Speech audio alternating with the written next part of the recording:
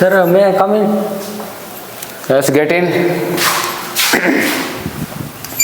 ಬಂದಿದ್ದು ತಡ ಸ್ವಲ್ಪ ಬಿಸಿಲು ತಲೆ ತಿರುಗಿತಾ ನೀರೆಲ್ಲ ಕುಡಿದು ಸುಧಾರಿಸ್ಕೊಂಡು ಬಂದ ಹಾಗೆ ನಾನು ಕ್ಲಾಸ್ ಶುರು ಮಾಡಿದ್ದೆ. ಹಾಂ ತಪ್ಪಾಯ್ತು ಲೇಟ್ ಆಗಿದ್ದಕ್ಕೆ.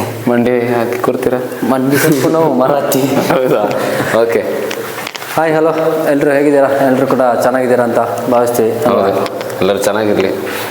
ಮತ್ತು ಹಿಂದಿನ ವಿಡಿಯೋದಲ್ಲಿ ನಾವು ಕಳಸದ ವಿದ್ಯಾರ್ಥಿಗಳನ್ನು ಪರಿಚಯ ಮಾಡಿಕೊಟ್ಟಿದ್ವಿ, ನ್ಯಾಷನಲ್ಗೆ ಸೆಲೆಕ್ಟ್ ಆಗಿರುವಂಥ ವಿದ್ಯಾರ್ಥಿಗಳನ್ನು.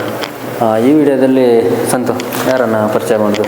ಈ ವಿಡಿಯೋದಲ್ಲಿ ನಮ್ಮ ಸೇಕ್ರೆಡ್ ಆರ್ಟ್, ನಮ್ಮ ಹಿರೇಬೇಲಿನ ಒಂದು ಹೆಮ್ಮೆ ಸೇಕ್ರೆಡ್ ಆರ್ಟ್ ಶಾಲೆಯ ವಿದ್ಯಾರ್ಥಿ ಅವರು ಏನಿದ್ದಾರೆ, ನ್ಯಾಷನಲಿಗೆ ಕೂಡ ಅವರು ಕೂಡ ನ್ಯಾಷನಲಿಗೆ ಸೆಲೆಕ್ಟ್ ಆಗಿದ್ದಾರೆ ಟ್ರಿಪಲ್ ಜಂಪಲ್ಲಿ. ಟ್ರಿಪಲ್ ಜಂಪಲ್ಲಿ ಅವರು ಕೂಡ ಈಗ ಸ್ಟೇಟಿಗೆ ಪಾರ್ಟಿಸಿಪೇಟ್ ಮಾಡಿ ಸ್ಟೇಟ್ ಲೆವೆಲ್ ಕೂಡ ವಿನ್ನರ್ ಆಗಿ ಈಗ ನ್ಯಾಷನಲಿಗೆ ಸೆಲೆಕ್ಟ್ ಆಗಿದ್ದಾರೆ. ಅವರ ಒಂದು ಅನುಭವ ಹೇಗಿತ್ತು, ಅವರ ಒಂದು ಜರ್ನಿ ಹೇಗಿತ್ತು, ಎಲ್ಲಿಂದ ಶುರುವಾಯಿತು, ಅವರ ಒಂದು ಹಿನ್ನೆಲೆ, ಬದುಕು, ಕಥೆಗಳನ್ನೆಲ್ಲ ಕೇಳ್ತಾ ಹೋಗುವ. ಶಾಜ್ ನಮ್ಮ ಹಿರೇಬೇಲಿನ ಆದಮ್ ಮತ್ತೆ ಸೈದ್ ಅವರ ಮಗ, ಅವರು ಬರ್ತಾರೆ ಇವಾಗ, ತಂದೆ ಕೂಡ ಬರ್ತಾರೆ, ಅದನ್ನು ಮಾತಾಡ್ಸುವ. ಮತ್ತೆ ಹೇಗೆಲ್ಲ ಅವ್ರದ್ದು ಅಂದ್ರೆ ಪ್ರೋತ್ಸಾಹ ಹೇಗಾಯ್ತು, ಕೆಲವೊಂದೆಲ್ಲ ಇಂಟ್ರೆಸ್ಟ್ ಎಲ್ಲ ಮಧ್ಯದಲ್ಲಿ ಬಿಡ್ತಾರೆ. ಯಾಕಂದ್ರೆ ಈ ಹುಡುಗ ನಾನು ನೋಡ್ತಿದ್ರಿ, ಮತ್ತೆ ಅವ್ರ ಸರ್ ಏನಿದ್ದಾರೆ ಅಭಿನಂದನ್ ಅವರು. ಶಾಜ್ ನಮ್ಗೆ ಬೇರೆ ಹುಡುಗಲ್ಲ, ನಮ್ಮನೆ. ನಾನು ನಮ್ಮ ಜೊತೆ ಕ್ರಿಕೆಟ್ ಎಲ್ಲ ಆಡ್ಲಿಕ್ಕೆ ಬರ್ತಾನೆ, ಅವಾಗೆಲ್ಲ ಆತ್ಮೀಯತೆ ಬೆಳೆಸ್ಕೊಂಡಿದೀವಿ ಅವನ ಜೊತೆ. ಹಾಗಾಗಿ ನಾನು ಇಲ್ಲಿ ಏನು ಹಿರೇಬೇಲಿ ಪೇಟೆಗೆ ಆ ಕಡೆ ಈ ಕಡೆ ಹೋಗ್ತಾ ಬರ್ತಾ ಎಲ್ಲ ನೋಡ್ತಾ ಇರ್ತೀನಿ. ನಾನು ಶಾಜ್ ಸಂಜೆ ಇಲ್ಲಿ ಪ್ರಾಕ್ಟೀಸ್ ಮಾಡ್ತಾ ಇರ್ತೇನೆ, ಒಬ್ಬನಾದ್ರೆ ಒಬ್ಬ ಮಾಡ್ತಾ ಇರ್ತಾನೆ, ಜೊತೆಗೆ ಸರ್ ಕೂಡ ಇರ್ತಾರೆ.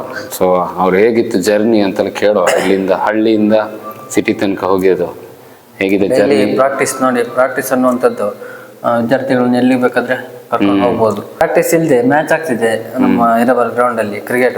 ನಾವು ಹೆಸರೇ ಕೊಡ್ಲಿಲ್ಲ. ಅವ್ರನ್ನೊಂದು ನಿಮಗೆ ಪರಿಚಯಿಸ್ತೀವಿ, ಮ್ಯಾನೇಜ್ಮೆಂಟ್ ಅವ್ರನ್ನು ಕೂಡ ಮಾತಾಡ್ಸುವ. ಶಾಲೆಗೆ ಸಂಬಂಧಪಟ್ಟವ್ರು ಯಾರು ಮಾತಾಡ್ಸೋಣ, ಅವ್ರ ಜೊತೆ ಕೂಡ ಕ್ಲಾಸ್ ಶುರು ಮಾಡಲ್ಲ. ಕಂಟಿನ್ಯೂ ಮಾಡಿ, ನಾನು ಜೊತೆಗೆ ಹೋಗಿ ಬರ್ತೀನಿ. ಸ್ಟೂಡೆಂಟ್ಸ್ ಇದ್ದಾರೆ ನೋಡಿ ಅಮ್ಮರ, ನಾವೀಗ ಸುಮ್ಮನೆ ಬರೆದಿದ್ದು ಸಾಕು.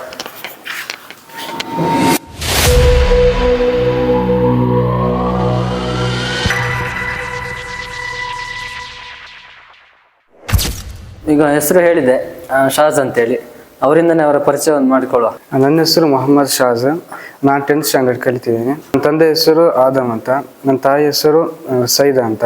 ಮತ್ತು ಇದು ನಂದು 3ನೇ ಸಲ ಸ್ಟೇಟ್ ಲೆವೆಲ್ ಮೀಟ್ ಆಗೋದು. ಮತ್ತು ಈ ಸಲ ಒಂದು ಪ್ಲೇಸ್ ಮಾಡಿದ್ದೀನಿ ಫಸ್ಟ್ ಟ್ರಿಪಲ್ ಜಂಪಲ್ಲಿ. ಸ್ಟೇಟಲ್ಲಿ ಮೂರು ಇವೆಂಟ್ಸ್ ಇತ್ತು. Triple jump, 110 metre hurdles, 400. Sacred Heart ಸ್ಕೂಲಲ್ಲಿ ಎಷ್ಟನೇ ತರಗತಿಯಿಂದ ಓದ್ತಾ ಇರೋದು ನೀವು? ನಾನು ಇಲ್ಲಿ ಕನ್ನಡ ಮೀಡಿಯಂ ಜಾಯ್ನ್ ಆಯ್ತು 5th ಸ್ಟ್ಯಾಂಡರ್ಡಿಂದ. 5th? ಹಾಂ. ಸ್ಟೇಟ್ ಲೆವೆಲ್ಲು 3 ಸರಿ ಪಾರ್ಟಿಸಿಪೇಟ್ ಮಾಡಿದ್ದೀರಾ? ಹಾಂ, ಈ ವರ್ಷ ಸೇರಿ 3. ಈ ವರ್ಷ? ಹಾಂ. ಲಾಸ್ಟ್ ಟೈಮಲ್ಲಿ ಹರ್ಡಲ್ಸ್ 110 ಮೀಟರ್ ಮತ್ತು 400 ಮೀಟರ್ ಹರ್ಡಲ್ಸಲ್ಲಿ ಪರಿಚಯ ಮಾಡಿಕೊಟ್ಟಾಯ್ತು. ಅವರ ತಂದೆಯವರು ನಮಗೂ ಕೂಡ ಆತ್ಮೀಯರು. ಹೌದು, ಅವ್ರನ್ನ ಮಾತಾಡಿಸಿ. ಈಗ ಇವ್ರ ಪರಿಚಯ ನಾನು ಹೇಳೋದು ಈಗೆಲ್ಲ ನಮ್ಮ ಸರೌಂಡಿಂಗ್ ಎಲ್ಲರಿಗೂ ಗೊತ್ತಿದೆ, ಆದಮ್ ಅಂತ ಹೇಳಿ. ಈಗ ವ್ಯಾಪಾರಿಗಳು ಈಗ ಪ್ಲಸ್ ಏನಾಗಿದೆ ಅಂದರೆ ನಮಗೊಂದು ಸ್ಟೇಟ್ ಪಾರ್ಟಿಸಿಪೇಟ್ ಮಾಡಿ ನ್ಯಾಷನಲಿಗೆ ಕಳಿಸ್ಕೊಡುವಂಥ ಮಗನ ಒಂದು ಹೆಮ್ಮೆ, ತಂದೆ ಕೂಡ ಹೌದು. ಹೇಗೆ ನಿಮ್ದೊಂದು ಪರಿಚಯ, ಕಿರು ಪರಿಚಯ? ನಾನು ಇದೇ ಸ್ಕೂಲಲ್ಲಿ ಓದಿದ್ದು. ಇದೇ ಸ್ಕೂಲಲ್ಲಿ ನಾನು ಓದಿದ್ದು, ಕಾನ್ವೆಂಟ್ ಸ್ಕೂಲಲ್ಲೇ ಓದಿ 10th ತನಕ ಮಾತ್ರ ಓದಿದ್ದು. ಅದ್ರ ಮೇಲೆ ನಮ್ಮ ತಂದೆ ಬಿಸ್ನೆಸ್ ಮಾಡ್ತಾಯಿದ್ರು, ಅದನ್ನೇ ನಾನು ಕಂಟಿನ್ಯೂ ಮಾಡ್ತಾ ಹೋಗ್ತಾ ಇದ್ದೀನಿ. ಮತ್ತು ನನಗೆ ಈ ಊರಲ್ಲಿ ಏನೋ ತುಂಬ ಜನ ಇಷ್ಟ ನನಗೆ ಅವರಿಷ್ಟ, ಅವರಿಂದ ನನಗೆ ಇಷ್ಟ, ಊರೇ ನನಗೆ ಇಷ್ಟ. ಜಾತಿ ಭೇದ ಭಾವ ಯಾವುದೇ ಇಲ್ಲ, ಎಲ್ಲರೂ ನನ್ನನ್ನು ಇಷ್ಟ, ನಾನು ಅವರಿಂದ ಇಷ್ಟಪಡ್ತೀನಿ. ಈಗ ಮಗ ಸ್ಟೇಟ್ ಲೆವೆಲ್ಗೆ ನ್ಯಾಷನಲ್ ಲೆವೆಲ್ಗೆ ಹೋಗಿರುವಂಥದ್ದು, ಸೆಲೆಕ್ಟ್ ಆಗಿರುವಂಥದ್ದು, ಮತ್ತು ಈ ಸ್ಕೂಲ್ ಬಗ್ಗೆ ನಿಮಗಿರುವಂಥ ಒಂದು ಅಭಿಪ್ರಾಯ? ಸ್ಕೂಲ್ ಬಗ್ಗೆ ನನಗೆ ತುಂಬ ಪ್ರೀತಿ ಇದೆ. ನಾನು ಕಲಿತ ಸ್ಕೂಲು, ಅದರಿಂದ ನಾನು ಈ ಮಟ್ಟಕ್ಕೂ ಒಂದು ಬರೋಕ್ಕೂ ಅದೇ ಕಾರಣ. ಯಾಕಂದ್ರೆ ನಮಗೆ ಇಲ್ಲಿ ನಮ್ಮ ಸ್ಕೂಲಲ್ಲಿ ಯಾವುದನ್ನು ಕಲಿಸಿದ್ದಾರೆ ಅದನ್ನೇ ನಾವು ಮುಂದುವರ್ಸ್ಕೊಂಡು ಹೋಗಿದ್ದೆ ನಾವು ಈ ಲೆವೆಲ್ಗೆ ಬರೋಕ್ಕೆ ಕಾರಣ.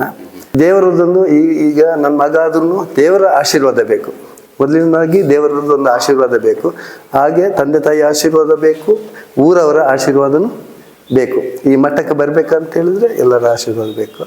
ಶಾಜ್ಗೆ ಮೊದಲಿಂದನೂ ಇದೊಂದು ಕ್ರೀಡೆಯಲ್ಲೆಲ್ಲ ಭಾಗವಹಿಸೋದೊಂದು ಆಸಕ್ತಿ ಇತ್ತ ಅಥವಾ ಇತ್ತೀಚೆಗೆ ಶುರುವಾಗಿರುವಂಥದ್ದು? ಮೊದಲಿನಂತ ಹೇಳಿದ್ರೆ ಮೊದಲಿಂದನೂ ಅವನು ಸಣ್ಣವರಿಂದನೂ ಆಸಕ್ತಿ ಇದೆ.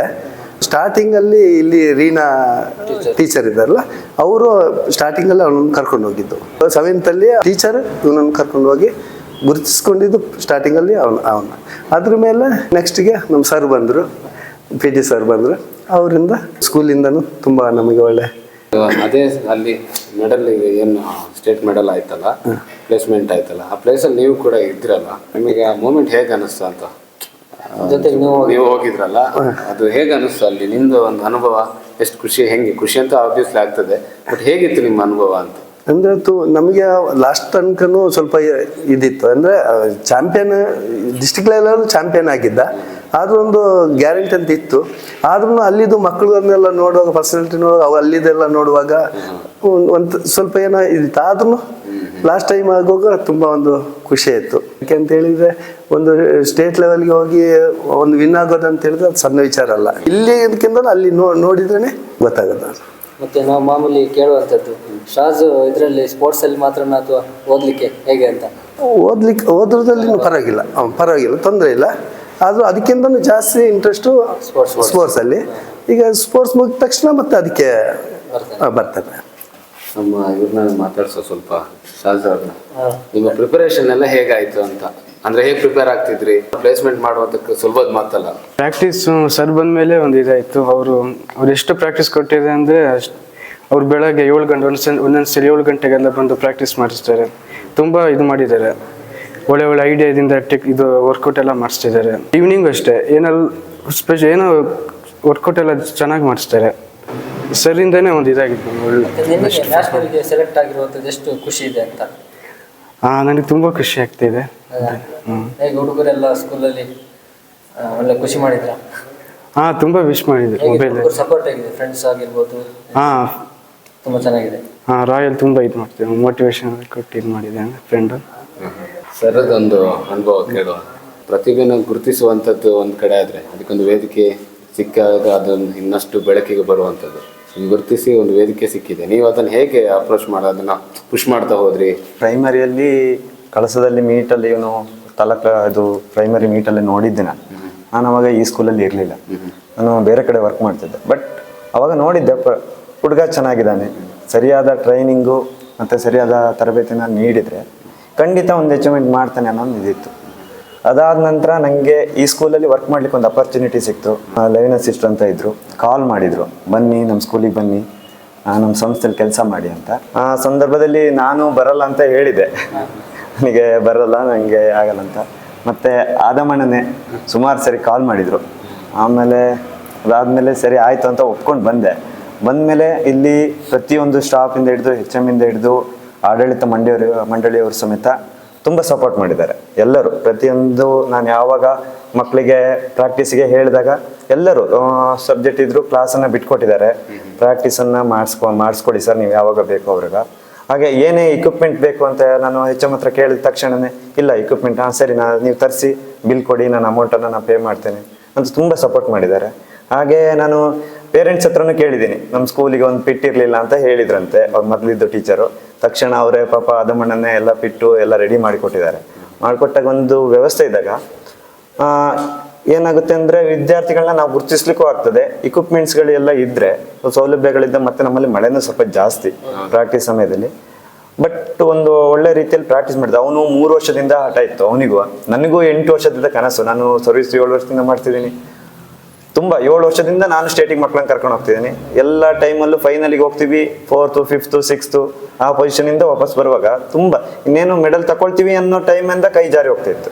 ಬಟ್ ಈ ಸರಿ ಒಂದು ಹಠ ಇತ್ತು, ಒಂದು ಮಾಡಲೇಬೇಕು ಏನಾದರೂ ಅಂತ. ತುಂಬ ಇವನು ಕಷ್ಟಪಟ್ಟಿದ್ದಾನೆ, ಏನೇ ಹೇಳಿದ್ರು ಹೊಡೆದ್ರೂ ಸಮೇತ ಹೊಡೆದ್ಕೊಂಡು ವರ್ಕೌಟ್ ಮಾಡಿದ್ದಾನೆ. ಸ್ಟಾರ್ಟಿಂಗ್ ವಿಡಿಯೋದಲ್ಲಿ ಹೇಳಿದೆ, ಪೇಟೆಗೆಲ್ಲ ಆ ಕಡೆ ಹೋಗ್ತಾ ಬರ್ತಾ ನೋಡ್ತಾ ಇರ್ತೀನಿ, ಒಬ್ಬನೇ ಅಲ್ಲೇ ಇರ್ತಾನೆ, ಪ್ರಾಕ್ಟೀಸ್ ಅವನು ಫಾರ್ಮ್ ಅಪ್ ಮಾಡ್ತಾ ಇರ್ತಾನೆ. ನಾನು ಒಂದು ಹಾಗೆ ವಿಶ್ ಮಾಡಿ ಹೋಗಿದ್ದೀನಿ. ಅದೇ ಹೇಳಿದ್ದ ಏನು ಹೇಳಿರ್ತೀವಿ ಆ ದಿನದ ವರ್ಕೌಟ್ ಏನಿದೆ ಆ ವರ್ಕೌಟನ್ನು ಕಂಪ್ಲೀಟಾಗಿ ಫಿನಿಶ್ ಮಾಡಿ, ಆ ವರ್ಕೌಟನ್ನು ಫಿನಿಶ್ ಮಾಡೇ ಹೋಗೋದು ಅವನು.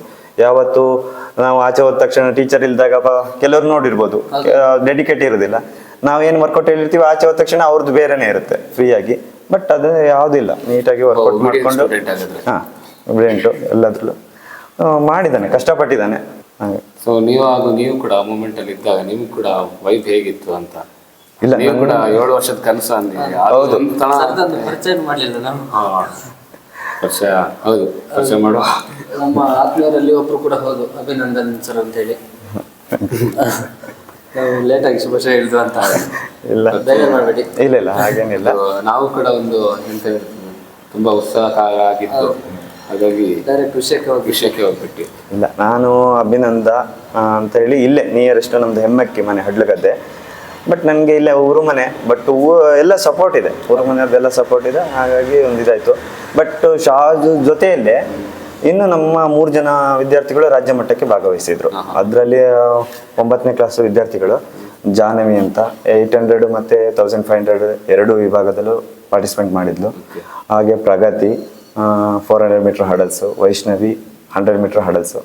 ಹಾಗಾಗಿ ತುಂಬ ಚೆನ್ನಾಗಿ. ಮತ್ತು ಒಂದೊಂದು ಕನಸು ಬೇರೆ, ಯಾಕೆ ಅಂದರೆ ನಾವು ಹೋದ ಸರಿನ ಡಿಸ್ಟಿಕಲ್ಲಿ ನಾವು ಒಂದು ಚಾಂಪಿಯನ್ ಆಗಬೇಕು ಅನ್ನೋ ಒಂದು ಹಠ ಇತ್ತು. ಹಾಗಾಗಿ ಈ ವರ್ಷನೂ ಡಿಸ್ಟಿಕಲ್ಲಿ ತುಂಬ ಚಾಂಪಿಯನ್ ಮಾಡಿದ್ದಾನೆ, 3ಕ್ಕೂ 3 ಫಸ್ಟ್ ಮಾಡಿದ್ದ. ಈ ವರ್ಷ ಒಳ್ಳೆ ಅಚೀವ್ಮೆಂಟು 13.26 1 ಮೀಟರ್ ಹಾರಿದ್ದಾನೆ. ಹಾಗೆ ಒಂದು ಇದಾಗಿದೆ, ಬಟ್ ಒಳ್ಳೆ ಒಂದು ಖುಷಿ ಇದೆ. ರಾಜ್ ಅವರೇ, ಈಗ ಒಂದು ಯಾವುದೇ ಒಂದು ಸ್ಪೋರ್ಟ್ಸ್ ಇವೆಂಟ್ ಆಗಲಿ ಬೇರೆ ಯಾವುದಕ್ಕಾದ್ರೂ ಒಂದು ಇನ್ಸ್ಪಿರೇಷನ್ ಅನ್ನೋದು ಇರ್ತದೆ, ಇಂಟ್ರೆಸ್ಟ್ ಅನ್ನೋದು ಇರ್ತದಲ್ಲ. ಸೊ ಇದೇ ಈವೆಂಟಿಗೆ ಸ್ಪೋರ್ಟ್ಸಲ್ಲಿ ಪಾರ್ಟಿಸಿಪೇಟ್ ಮಾಡಬೇಕು ಅಂತೇಳಿ ನಿಮಗೆ ಇನ್ಸ್ಪೈರ್ ಮಾಡಿದ ಯಾರು, ಅಥವಾ ಹೇಗೆ ಇಂಟ್ರೆಸ್ಟ್ ಬಂತು? ಫಸ್ಟ್ ನಾನು ಬಂಕಲ್ಲಿರುವಾಗ ಇದು ಬೇರೆ ದೊಡ್ಡವರು ವಾಲಿಬಾಲ್ ಆಡ್ತಿದ್ರು, ಹಂಗೆ ಅದನ್ನು ನೋಡಿಕೊಂಡು ಅದೇ ನಾನೇ ಕಲ್ತಿದ್ದೀನಿ ನೋಡಿಕೊಂಡು ಹಂಗೆ. ಮತ್ತು ಅವ್ರ ಹತ್ರ ಆಟ ಆಡ್ತಿದ್ದೆ, ಹಂಗೆ ವಾಲಿಬಾಲು ಹಂಗೆ ಟಚ್ ಗೊತ್ತಾಯಿತು.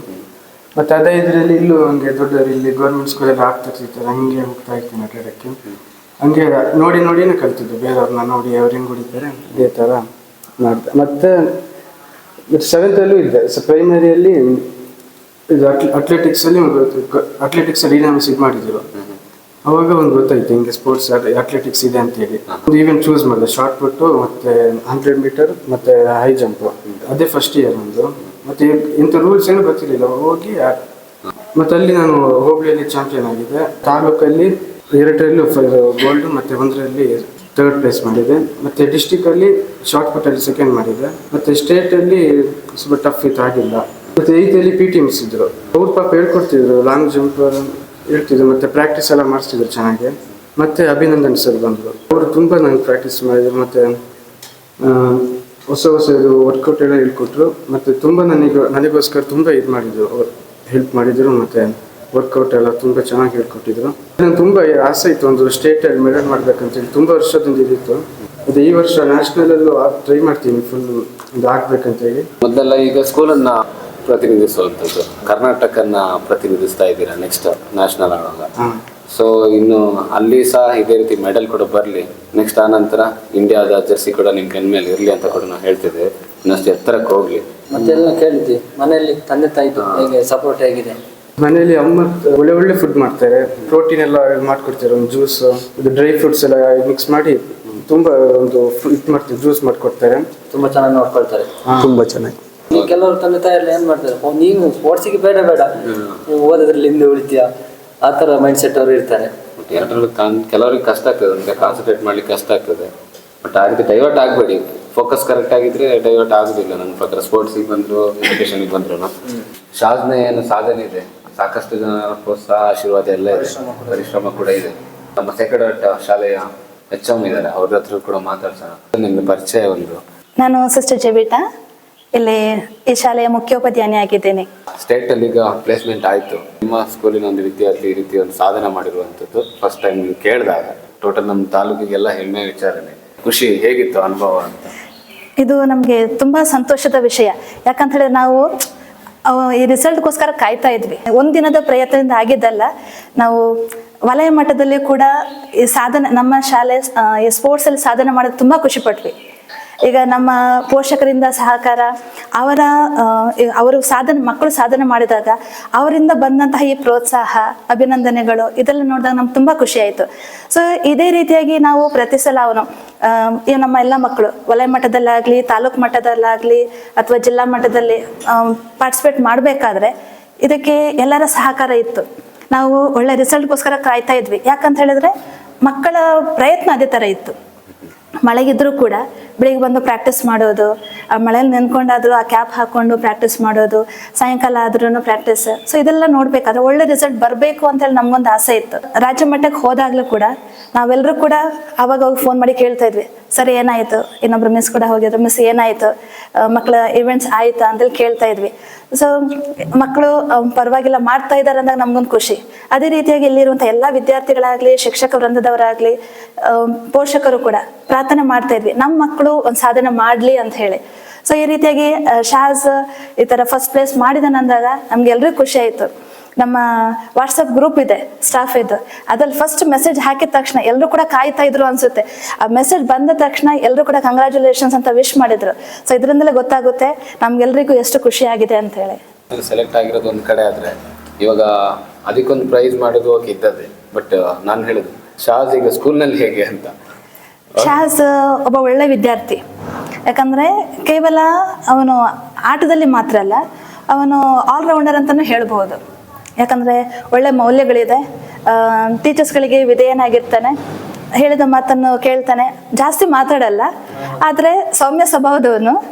ಅವನ ಸಾಧನೆ ಮಾತಿನಲ್ಲಿ ಅಲ್ಲ, ಆದರೆ ಕೃತಿಯಲ್ಲಿ ಅಂತ ಹೇಳ್ಬೋದು.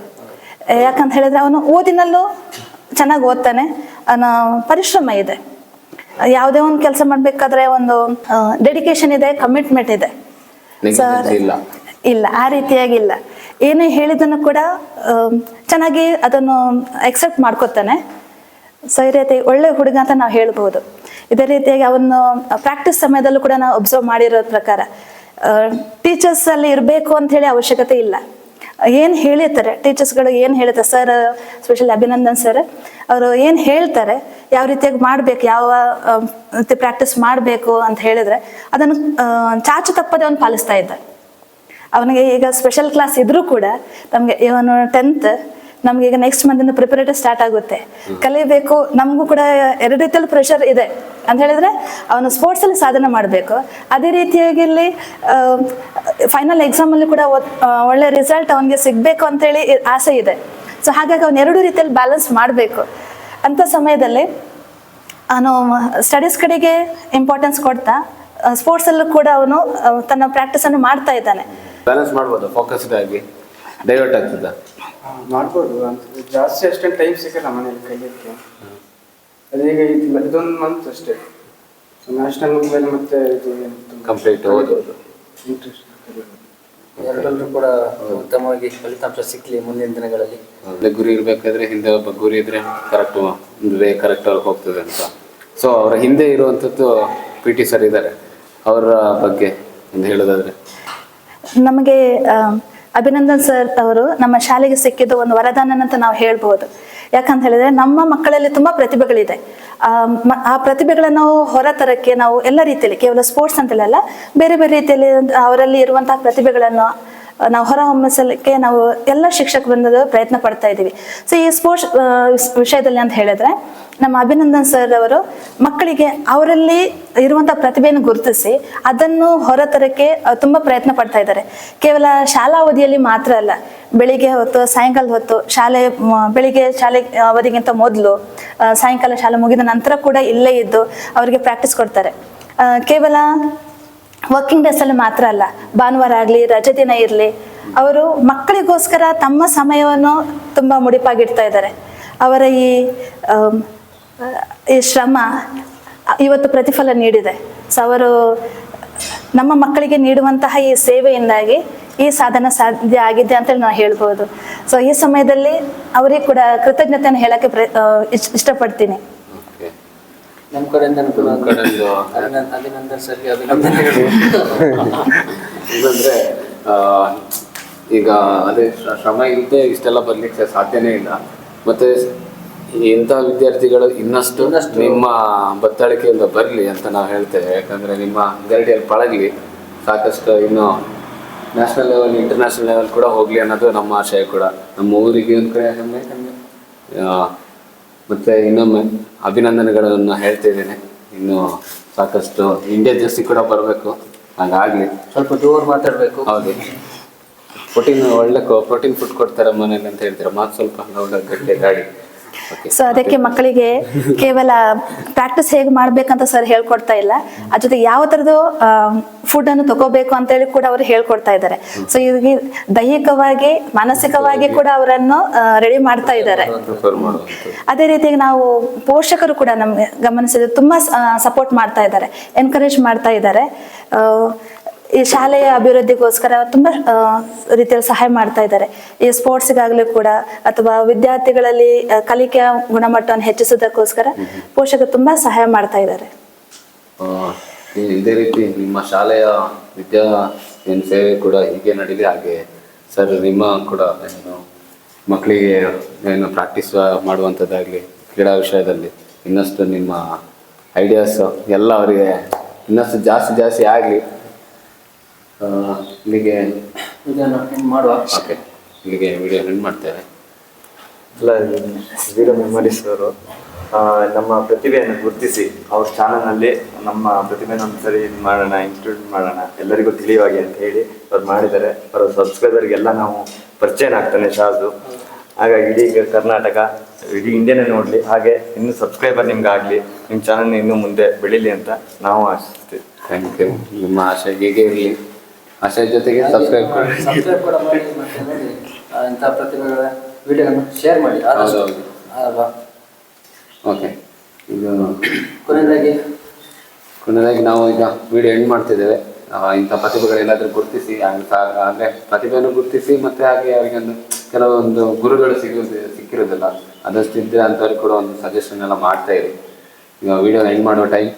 ಕೊನೆಯದಾಗಿ ನಾವು ಹೇಳುವಂಥದ್ದು, live each and every moment of your life because one day everything comes into zero memories ಅಂತ ಹೇಳ್ತಾ ನಮ್ಮ ಚಾನಲ್ಗೆ ಯಾರು ಸಬ್ಸ್ಕ್ರೈಬ್ ಆಗಿಲ್ವೋ ಅದಷ್ಟು ಬೇಗ ಸಬ್ಸ್ಕ್ರೈಬ್ ಆಗಿ ನಮಗೆ ಲೈಕ್, ಶೇರ್, ಕಮೆಂಟ್ ಮಾಡೋದನ್ನು ಮರಿಬೇಡಿ. Thank you.